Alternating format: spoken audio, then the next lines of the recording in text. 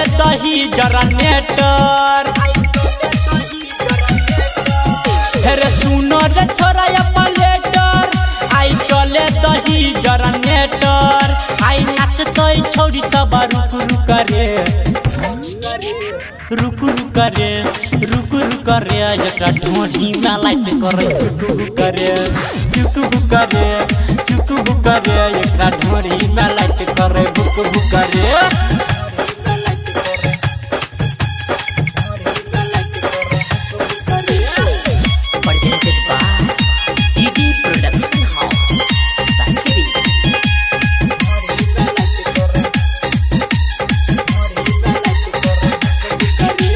बजे दही रे सुन हई गाना भगल छौरी सब खूब दीवाना।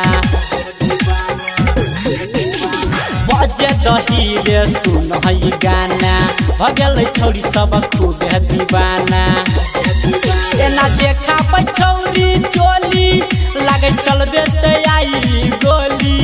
एना देखा छौरी चोली जेना चलबे ते आई गोली। एकरा फेंकै छै धुआं धुक धुक रे धुक धुक रे धुक धुक रे एकरा ढोढ़ी में लाइट करे चुक बुक रे चुक बुक रे चुक बुक रे एकरा ढोढ़ी में लाइट करे बुक बुक रे।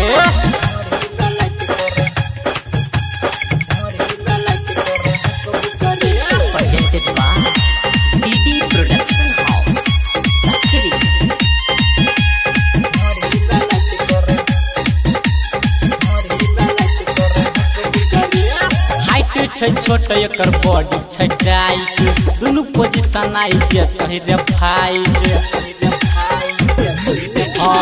हाइट छै छोट एकर बॉडी छै टाइट दुनू पोजीशन जे कहि आई फाइट।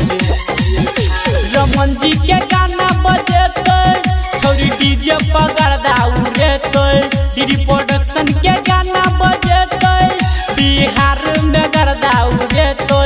डीजे संजय कह आई रुक रुक रे रुक रुक रे रुक रुक रे एकरा ढोढ़ी में लाइट करे चुक बुक रे चुक बुक रे चुक बुक रे एकरा ढोढ़ी के नीचा करे बुक बुक रे। रे सुनो रे छोरा पलेटर आई चले दही जनरेटर। आई नाचत छौरी सब रुक रुक रे